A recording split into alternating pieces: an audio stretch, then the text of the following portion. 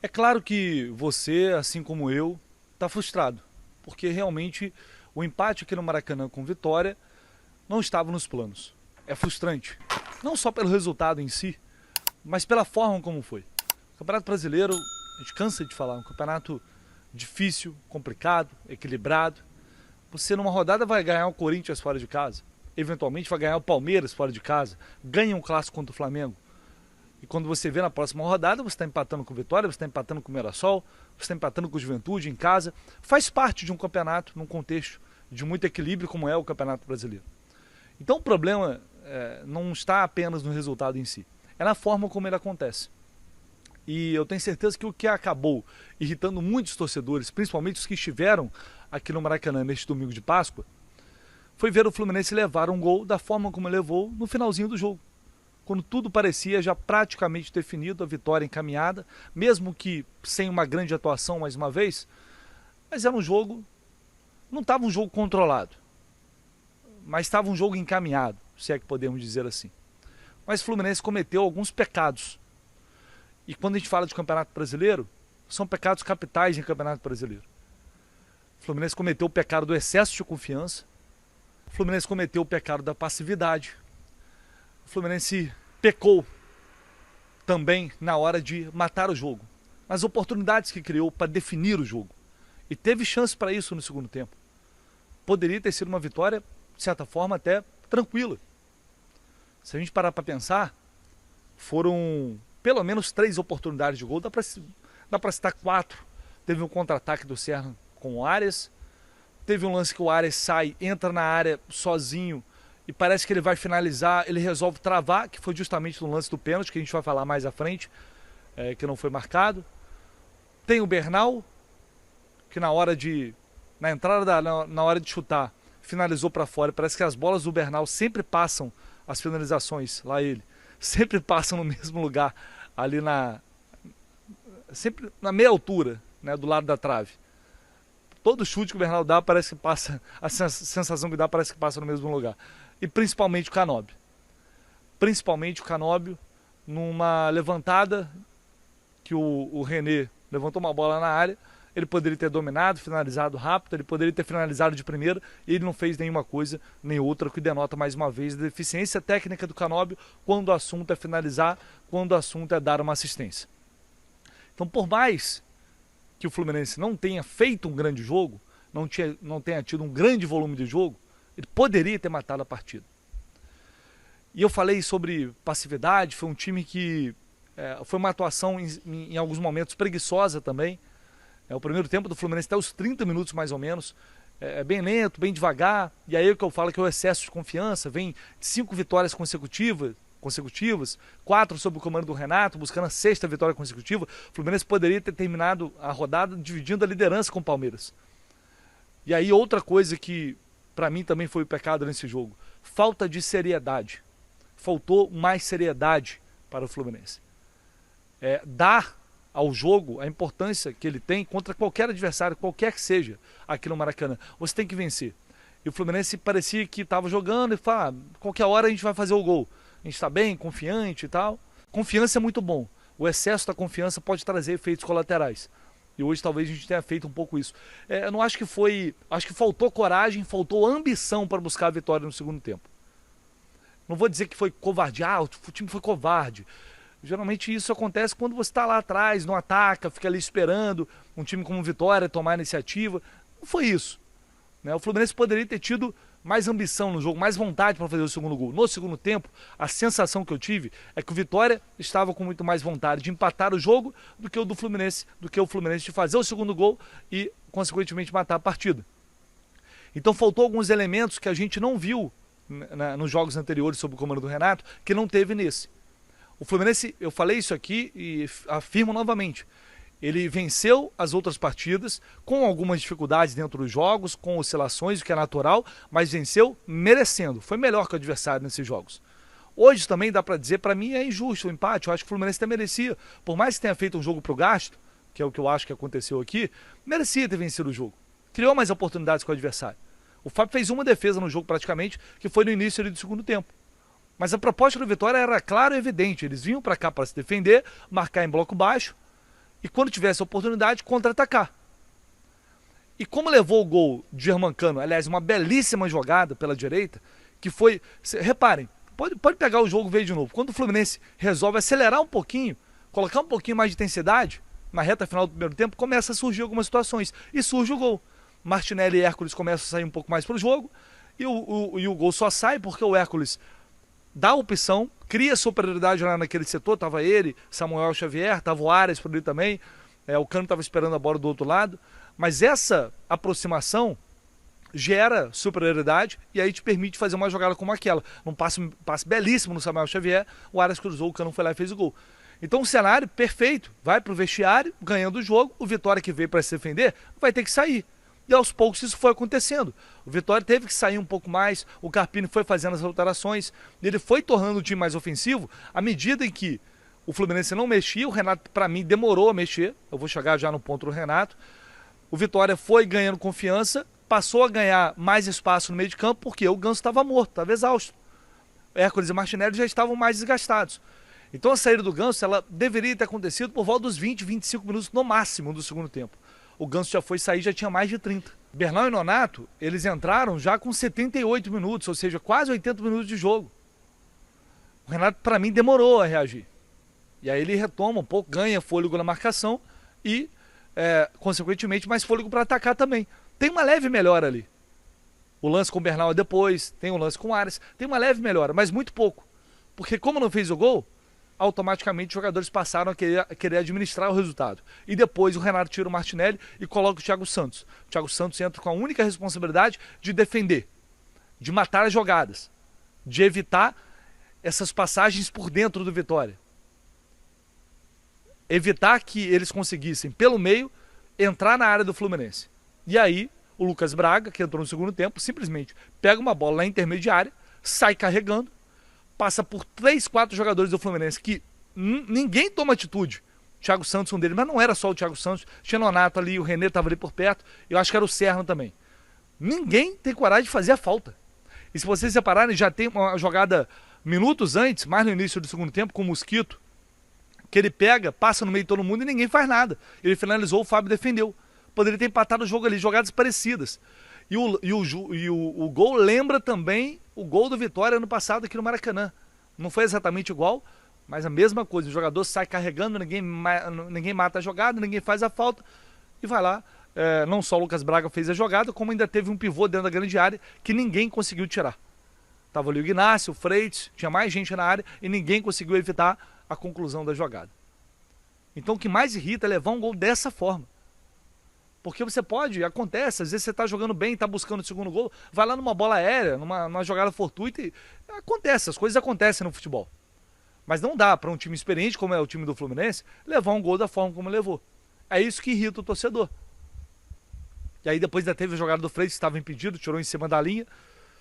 E aí, enfim, vou trazer a palavra aqui do Renato, que para mim foi mal. Acho que ele demorou a fazer as substituições. Poderia ter feito antes. A entrada do Thiago Santos também, mas ele disse que o Martinelli pediu para sair, então não tinha muito o que fazer. E mais uma vez ele optou pelo Serna. Notem que o Keno está ficando para trás nessa preferência do Renato. A verdade é que quem entrou não foi bem. As substituições hoje não surtiram efeito. Nem ofensivamente, nem defensivamente. E aí, infelizmente, o Fluminense foi castigado por todos esses pecados que, na minha opinião, o time cometeu aqui no Maracanã. E aí eu vou trazer a palavra do Renato, que partiu para cima da arbitragem, para criticar a arbitragem naquele lance do pênalti. Disparou contra todo mundo, fez até uma analogia, dizendo que a CBF dá uma Ferrari para o Steve Wonder dirigir. No melhor estilo Renato. Vamos ouvir o que ele disse. Nós tivemos um bom primeiro tempo. No segundo tempo, o Vitória se soltou um pouco mais, nos atacou um pouquinho mais, mas praticamente não estava tendo situações de gol. Infelizmente, no finalzinho do jogo, onde nós fechamos a casinha, coloquei mais jogadores altos também devido à bola aérea. Num erro nosso coletivo, nós tomamos um gol que a gente não pode tomar, principalmente faltando 2, 3 minutos. E deixamos de escapar uma vitória importante no Maracanã. Com todo o respeito ao nosso adversário, nós merecíamos ter vencido, mas isso não aconteceu. E a gente deu essa oportunidade para o adversário empatar o jogo no final, onde eu sempre falo para ele, no final do jogo a bola não pode mais nem chegar próximo à nossa área.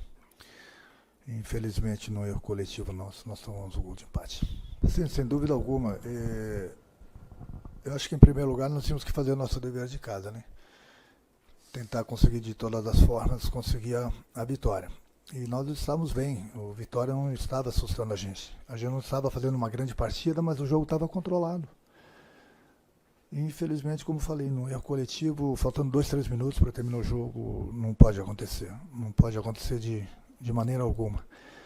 Nós deixamos de escapar mais 2 pontos importantes, independente se nós iríamos ficar em primeiro lugar, não, mas mais uma situação na tabela nós teríamos conseguido. Nós iríamos para segundo lugar com a vitória. Mas tínhamos que fazer o dever de casa. Até porque o Campeonato Brasileiro é um campeonato perigosíssimo. Quanto mais gordura você tiver, melhor. Não que a equipe não venha atuando bem, jogando bem, se entregando, se dedicando, mas falta um pouquinho de experiência nesse último lance aí que a gente tomou o gol. Eu pensei que ninguém fosse fazer essa pergunta. Ridículo. Ridículo o lance. Eu já vi o lance no vestiário. Eu, no último jogo, inclusive, elogiei o árbitro. Todos eles. Ele e seus assistentes. Eu gostaria de chegar aqui, mesmo quando perco o jogo, eu gostaria de elogiar a arbitragem. Eu não sei o que acontece. Porque o árbitro no jogo, ele pode até errar, que é rápido o lance. Mas é inaceitável no futebol brasileiro. Inaceitável. Inaceitável. Não tem outra palavra para falar. O cara tá lá no VAR para isso. Com a máquina. Com a máquina. Não é possível que ele não vê um puxão na camisa do Arias. Será que só eu vi aquele puxão na camisa do Arias? Só faltou ele tirar a camisa do Arias e levar ela para casa. No jogo, já era para ter dado pênalti. Se não fosse, o VAR poderia corrigir. Já que o árbitro não viu, o VAR está aí. Aí eu chego no vestiário, aí todo mundo comenta, não, mas hoje a CBF tem uma comissão. Um argentino, um italiano e um brasileiro. Para quê? Para quê? Será que eles têm curso? Será que eles entendem da regra? Pelo jeito, não. Pelo jeito, não.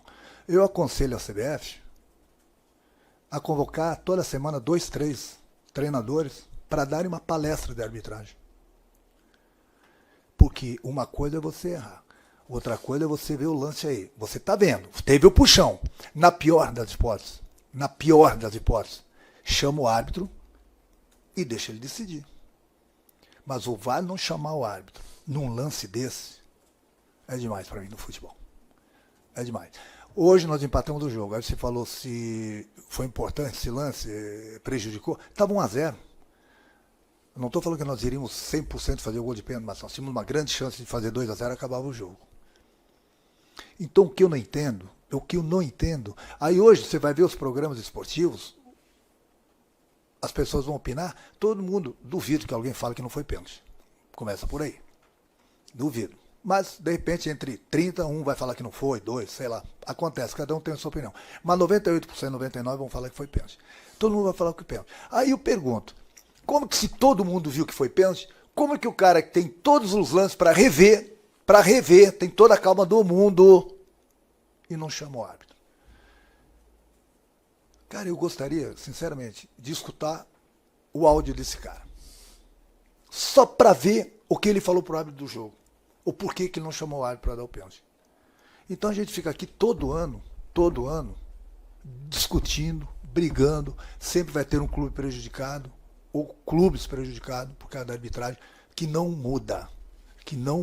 Se é uma coisa difícil, não tem mais o VAR, aí o cara tem que decidir na hora, o cara, o ser humano tem direito de errar. Mas o que eu falo que é inaceitável, é o VAR com a máquina e não chamar o árbitro do jogo para dar esse pênalti. Não é que seja um pênalti duvidoso, não sei se foi, que mesmo assim ele tem que chamar o árbitro. Mas ali é escandaloso. É escandaloso. Não tem ninguém na frente dele para ele não ver o lance. Não. E o cara do VAR, bom, Eu tô falando isso há 10 anos, que quem apita os jogos hoje em dia é o VAR. Eu não sou contra o VAR, não. Pelo contrário, é uma coisa que veio para ajudar o futebol. Mas pelo jeito ele prejudica o futebol. Eu costumo falar o seguinte, ó. Não são todos, mas muitos que estão lá no VAR, a CBF dá uma Ferrari pro Steve Wonder pilotar. Essa que é a realidade. Porque não é possível o cara não enxergar um negócio desse. Aí hoje foi o Fluminense. Amanhã depois vai ser outro time. E eu vejo os erros de arbitragem por aí. Eu não vou entrar em discussão, em falar onde eu vi, onde... Não vou falar. Tem que defender a instituição, que é o Fluminense, que foi ridículo. Aí muita gente amanhã vai falar assim, o Renato tá dando a desculpa que ele não deu... Não tem nada a ver uma coisa com a outra. Nada a ver. Nada a ver. Agora, é inacreditável. E temos uma comissão na CBF. Um brasileiro, um argentino e um italiano. Por que um argentino e um italiano? Os brasileiros são burros? Eles não entendem de regras? Tá aí. Na quinta rodada, já havia outras rodadas, reclamações, e vai continuar assim o campeonato todo. Enquanto colocarem pessoas no VAR que não entendem de regras, vai ter erro toda a rodada, pode ter certeza. Então é claro que essa discussão do pênalti vai permanecer, porque para mim houve o pênalti, deveria ter sido marcado. Não foi esse pênalti escandaloso, como disse o Renato, na minha opinião, mas deveria ter sido marcado. E aí é uma questão de boa má vontade. A gente vai ver em outros jogos. Se bobear, na próxima rodada tem um lance igual sendo marcado. E se fosse o outro time que joga aqui no Maracanã também com outras cores, provavelmente teria sido marcado também. Cansamos de ver pênaltis assim sendo marcados. Eu acho que o Arias acaba atrapalhando um pouco, porque ele dá uma valorizada. E aí provavelmente o diagnóstico que vão fazer é que o árbitro estava em cima da jogada, era um lance interpretativo e por isso o VAR não chamou. O árbitro não dá em campo é até natural. Natural, eu digo, o cara pode não ver o puxão, porque foi um puxão discreto, na minha opinião. Mas quem está no VAR, com a máquina, com todos os recursos, deveria perceber o óbvio e chamar um árbitro para revisar. Não chamaram, enfim. E aí o Renato, obviamente ele bateu muito nessa questão da arbitragem, mas para mim, acho que ele poderia ter sido até mais questionado em relação à postura do time no segundo tempo, que não foi ideal. E porque ele demorou a mexer mais na equipe. E aí ele partiu muito mais, talvez para desviar um pouco o foco, que para mim, esse resultado também tem um pouco das substituições que o Renato vem fazendo, inclusive, basicamente sempre as mesmas, né? O Renato, por enquanto, evita fazer algo muito fora ali do padrão, muito fora do comum, mesmo agora já com alguns dias de treino, com alguns com alguns jogos. Eu acho que já está na hora do Renato impor mais ali o seu jeito. O Nonato, beleza, a entrada do Nonato já é diferente do que vinha fazendo o Mano. Mas a gente está vendo muito ali do time que vinha jogando sob o comando do Mano Menezes, mas claro com a diferença da postura, da atitude, da forma de jogar. Evidentemente que tem diferenças, não estou falando que é igual. Mas ainda acho que é pouco ainda do que o Renato pretende fazer com as ideias dele. Hoje era um jogo para sair daqui com vitória. Esses pontos vão fazer falta lá na frente, mas também não tem como ficar lamentando muito. Vem clássico por aí. Administrar na Sul-Americana, tentar trazer um bom resultado de lá, mas o jogo mais importante nessa semana é o clássico contra o Botafogo. O Fluminense precisa colocar um ponto final nessa história de perder o Botafogo o tempo inteiro. Tá todo mundo de saco cheio disso.